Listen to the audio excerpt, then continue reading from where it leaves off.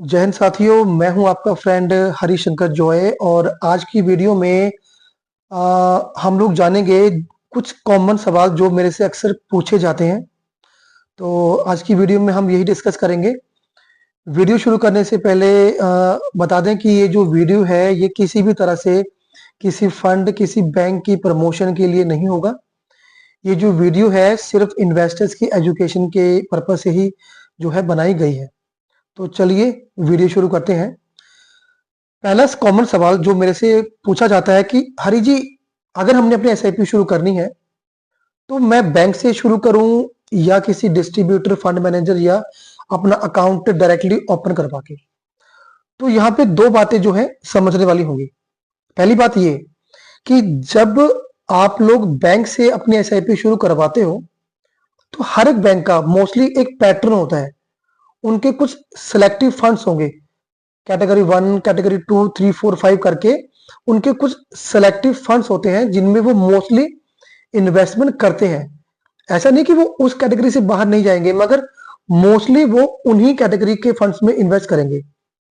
तो अगर मैं बात करूं एक्सिस बैंक की, तो उनका भी सेम वही फंडा होगा कि उनके कुछ जो है सिलेक्टिव कैटेगरी होंगे, कैटेगरी 1, 2, 3, 4, 5 जो भी उनका होगा, तो ये भी मोस्टली उन कैटेगरी में ही जो है इन्वेस्टमेंट करवाएंगे। ऐसा नहीं कि वो अपनी कैटेगरी से बाहर जाके इन्वेस्ट नहीं करवा सकते, मगर जो मोस्टली बिजनेस होगा इनका उन्हीं कैटेगरी में होगा। तो जितने भी बैंक्स होंगे इनका जो इन्वेस्टमेंट का जो क्राइटेरिया है वो ऑलमोस्ट सेम रहता है। तो यहाँ पे समझने वाली बात क्या होगी कि जब हम बैंक के थ्रू अपने एसआईपी करेंगे तो हमारे पास जो ऑप्शंस है वो थोड़ी सी कम हो जाएंगी या कम हो सकती हैं।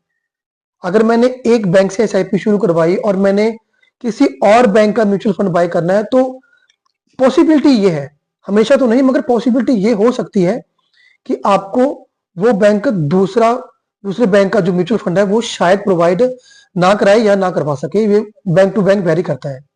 तो मेरे पास जो ऑप्शन है वो थोड़ी सी लिमिटेड हो गई। दूसरा ये कि जब मैं एसआईपी बैंक से शुरू करवाऊंगा तो इस केस में कभी कभी जो हमारा जो कमीशन होगा वो 1 से 1.5% तक भी हो जाता है।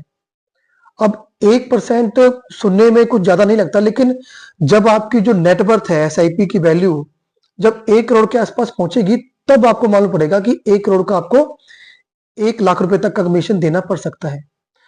तो इन दो बातों से मतलब कि थोड़ा सा आप ये जो है अंदाजा लगा सकते हैं कि आपको बैंक के थ्रू एसआईपी ज्यादा बेनिफिशियल रहेगी या किसी डिस्ट्रीब्यूटर या ब्रोकर के थ्रू अकाउंट ओपन करवा के एसआईपी शुरू करना।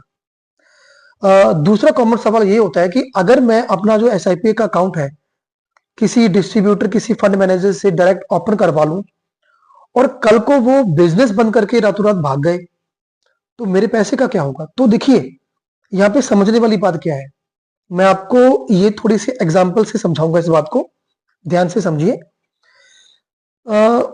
फर्ज कीजिए कि आपकी जो है जब शादी हुई, वैसे तो जो अनमैरिड है वो खुश हो गए होंगे कि भाई हरि जी ने हमारी शादी कर दी, मन में लड्डू फूटा। चलिए समझेंगे एग्जाम्पल में कि पंडित जी ने आपकी शादी करवा दी। अब आपका आपकी वाइफ से आपके पति से जो रिलेशन है वो अच्छा चल रहा है। कल को पंडित जी कहीं चले गए जिनके बारे में हमको नॉलेज नहीं कि वो पंडित जी इस वक्त है कहां, तो उनके जाने से क्या आपकी जो शादीशुदा जिंदगी है उस पर कोई असर पड़ेगा? Obviously not. सेम उसी तरह से जब हम अपना म्यूचुअल फंड अपनी एसआईपी किसी डिस्ट्रीब्यूटर से ऑनलाइन ऐप से शुरू करवाते हैं तो they are only the service providing companies. आपका जो पैसा है ना वो उनके पास नहीं गया। एग्जाम्पल के तौर पे अगर मैंने एसबीआई का कोई जो फंड है मैंने डायरेक्ट अपना किसी डिस्ट्रीब्यूटर से अकाउंट ओपन करवाया और उस डिस्ट्रीब्यूटर ने मुझे एसबीआई का कोई म्यूचुअल फंड जो है मेरे पोर्टफोलियो में डाला हुआ है। कल को वो डिस्ट्रीब्यूटर अपना जो बिजनेस है वो रैप अप करके कहीं चला गया तो जो मेरा पैसा है वो कहीं नहीं गया। आपका पैसा जो होगा वो तो एसबीआई म्यूचुअल फंड के पास ही है। अब आपको अपने पैसे के बारे में पता करना है तो आपको करना क्या होगा? कुछ खास नहीं करना होगा। हर एक एसआईपी का होता है एक फोलियो नंबर, जो आपका डिस्ट्रीब्यूटर, आपका फंड मैनेजर, जब भी आप एसआईपी अकाउंट शुरू करवाते हो, एसआईपी शुरू करवाते हो, तो वो फोलियो नंबर आपको वो प्रोवाइड करता है। तो आपको करना क्या है, गूगल में जाके उस म्यूचुअल फंड के कस्टमर केयर पे जाइए, उनको कॉल कीजिए और जस्ट उनको ये बताइए कि भाई हमारा ये फोलियो नंबर है और हमको जो अपनी अमाउंट है उसके बारे में पता करना है। तो वो आपको साफ साफ क्लियर कर देंगे कि आपका पैसा यहाँ पे सेफ है, आपका पैसा कहीं नहीं गया। तो इन दो बातों से समझिए कि जब हम बैंक से एसआईपी शुरू करवाएंगे तो थोड़ी सी हमको जो कमीशन है वो ज्यादा पे करनी पड़ सकती है। दूसरा, जो हमारे पास एसआईपी की ऑप्शंस है वो थोड़ी सी लिमिटेड हो जाएंगी, हम ज्यादा फंड्स में इन्वेस्ट नहीं कर पाएंगे।